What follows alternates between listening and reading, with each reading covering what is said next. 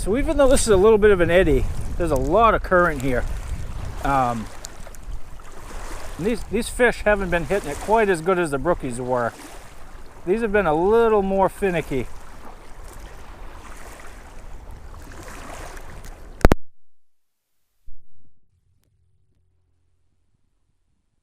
All right, folks, welcome back to part 2. Like I said, my mic completely shut off right there, as you could tell. I don't know why. I don't know if I bumped the camera with my reel or my hand or what, but unfortunately, the rest of the footage was no audio. So I'm just going to do a voiceover. I weren't sure if I was going to. I've never actually done one before, so I weren't sure how to do it, but I figured it out, and there's a few things I really wanted to show on here, so I figured I'd give it a try. But that was a nice little brown on a spinner. And this next fish I'm going to catch is actually off of a Rapala. Off camera there, I had changed to a little floating Rapala, just a black and gold. So as you can see, I'm just kind of twitching that through and picked up this other little brown. The cast before this, I think that same fish hit and I missed it. And I casted, did the same retrieve, and got that fish in the same location that I had missed the one the cast before. About the same size brown, you know, about a 12-inch brown, maybe 13-inch. But got that one about half cast in about 2 feet of water. And even with the trebles, I was able to pop him off and get him right back in the water, no problem. And right now I'm swapping back over to a spinner. But with this one, I'm trying with a little bit of a dress treble on it. And I think this spot is actually...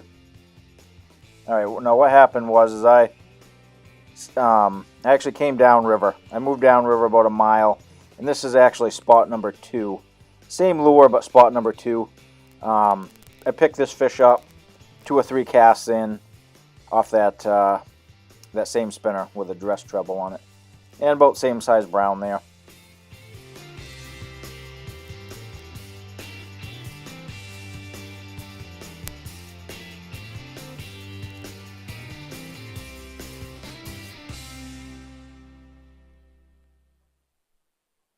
And this was a little north of where I just caught that other one. This is another small brown. This one hit right next to shore. I actually saw this fish hit. He followed it up from a little deeper water and hit it, I don't know, about 10 feet from shore. About same size brown, 12, 13-inch brown. And off that same spinner I was using earlier.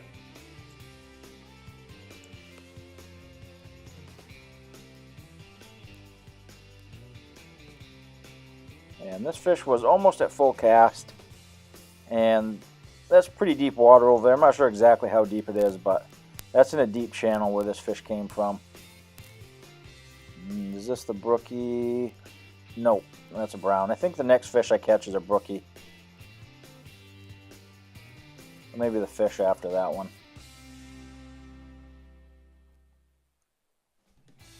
So nothing really fancy today, just cast and retrieve. You know, nothing fancy, pretty basic.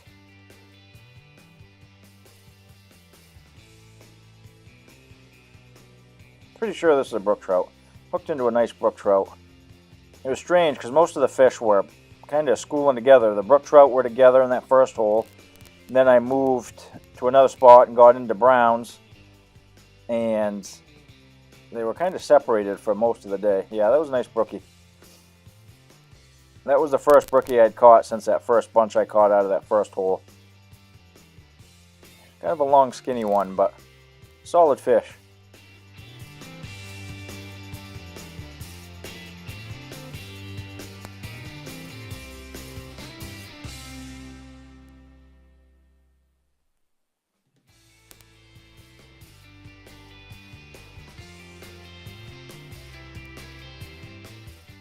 As you could tell, that one kind of came out of a little bit of an eddy pool from that Maine current off there on the back of the screen. If I remember right, I think I left my net quite a ways off with this one, but yeah, I did. So I had to walk downriver to get to my net. So I just kind of dragged that fish with me, and I was able to net him once I got to my net over there. I normally don't do that, but I was just kind of exploring around. I hadn't caught a fish for about 5 or 10 minutes, and that's the first one I had caught.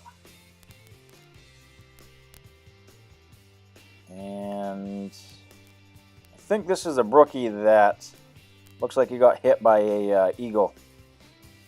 Actually, no, it's not that one. I pick up a trout, I think in another couple fish that had a pretty big hole in its back. It looked like it had a talon mark where an eagle tried to grab it. But that was a solid brook trout. That was a nice fat one. And that was a nice sturdy fish. Still using that same spinner.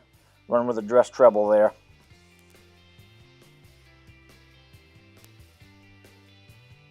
Pretty sure this is the one with the talon mark in it. I'm assuming that's what it is. I've seen a few other fish that had that same mark, and the eagle on this river, I mean, they pluck fish out of here all day long, and this one looks like the eagle missed it. Yeah, this has got to be the one. And this one was another sturdy fish, too. I'm really surprised this fish was doing well, because that talon mark was right behind the head, and it looked like it went right down to that fish's spine, and I'm really shocked that this fish was still alive.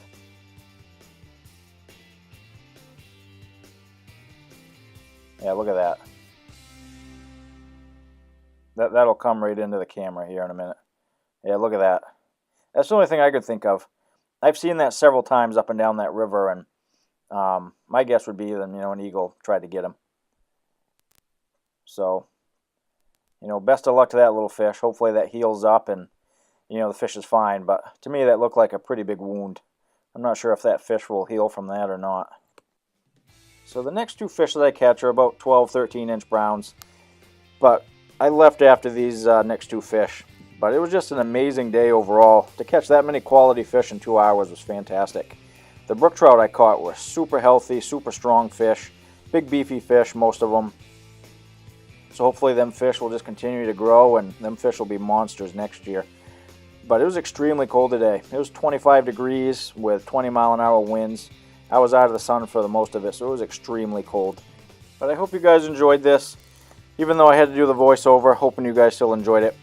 But we're going to wrap this one up here, and we'll see you guys on the next one.